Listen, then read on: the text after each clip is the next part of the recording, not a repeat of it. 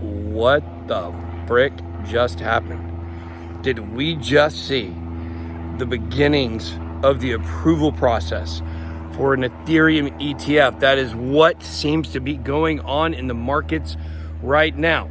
We're going to tell you what happened, and also we're going to tell you exactly what you should be prepared for, and it's not what you think. So make sure to listen all the way to the end of this video. Guys, I'm just out here outside of my mansion, as you guys know. I have a giant mansion here. I've got a pool. My pool is the size of my kitchen sink, literally. But anyways, guys, here's Solana back there. Solana, come here. She likes to pause a lot. Come here, baby. Tell the people what's going on with the markets. She's no good. Ethereum ETF approval process is speeding along. This here is actually the week when we thought maybe back in January we were going to see an Ethereum ETF approved.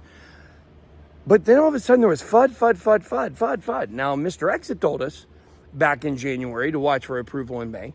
But there's not going to say it's going to happen. He didn't guarantee it or anything like that. And I think, you know, he's unfortunately, he's on a plane right now, so I couldn't ask him exactly what's going on with this. But here's what happened, guys. We've seen nonstop FUD. You know, some of these institutions have refiled their ETFs even, according to some things that the SEC wanted supposedly. The SEC just hasn't really had any positive meetings with any of these institutions. That is what the word on the street is, if we can expect that to be true.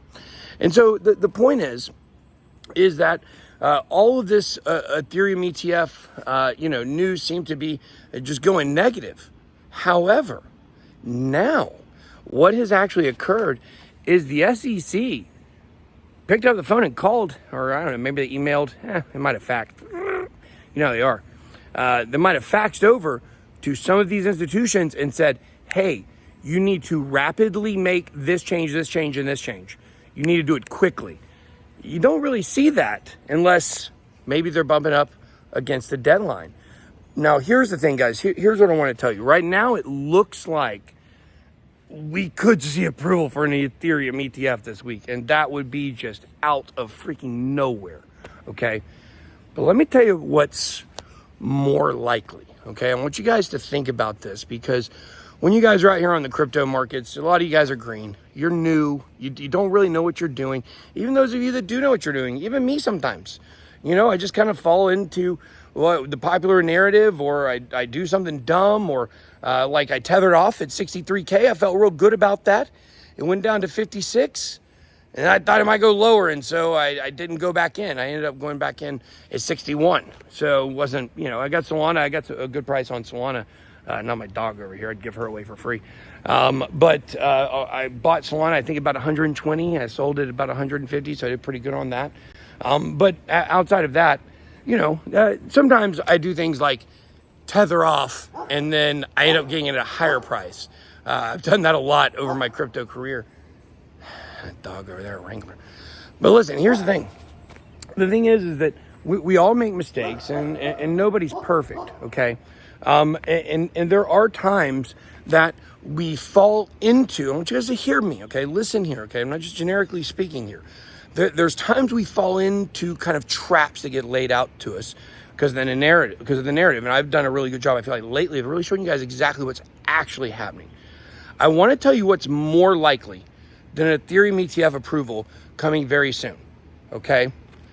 It's more likely that now we have been set up to believe an Ethereum ETF approval is coming.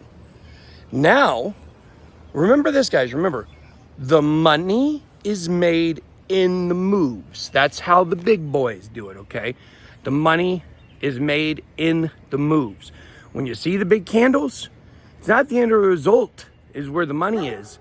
It's in the move, right? So now with this positive Ethereum ETF news going around, circulating, based on what the SEC said and what they've asked these Ethereum ETF providers to do to their applications in rapid fashion. I wish I remember the exact word. It wasn't expedience, accelerated speed. I don't remember. Expediency maybe. But they said do it quickly. They want it done fast. And that could mean we're going to get an approval. And because it could mean we're going to get approval, prices going up. Bitcoin's over $70,000. Let's go. I didn't know what it spiked at. I told you guys, hey, you got to admit, your boy just continues to call where Bitcoin's going. Just continues. I told you by the end of May, we would be moving. By the end of May, we would be moving. People were telling you 2, 3, 4, 6 months. I told you, okay? You watch BitBoy Crypto, you already know what's up. Boom. The fact is that what is more likely, okay, is that we're getting set up to believe there's going to be approval, and then they're going to delay it in a few days. And they're going to push it out another, I wish I could remember how many days it is. I got my hand on my hip. I wish I could remember. I think it's a weird, I think it's 45 days. Maybe every 45 days they have to. It's 120 days to the first deadline, and then maybe it's 45 days after that. Doesn't sound right. Yeah, I think it should be more days than 45. But anyway, somebody can look that up. But the fact is that however long they're going to delay it, doesn't mean they have to delay the decision that long. You know, they could approve it before that. But we've seen pretty consistently the SEC take as much time as it can and even be told it's got to be faster, right? That's what happened with the Grayscale lawsuit. They're like, you can't just keep saying no for no reason. So here's the thing. I want you guys to think about this. Bitcoin goes up to like 72, and then all of a sudden we get this news that Ethereum ETF denial, it'd be a delay is what it will probably be.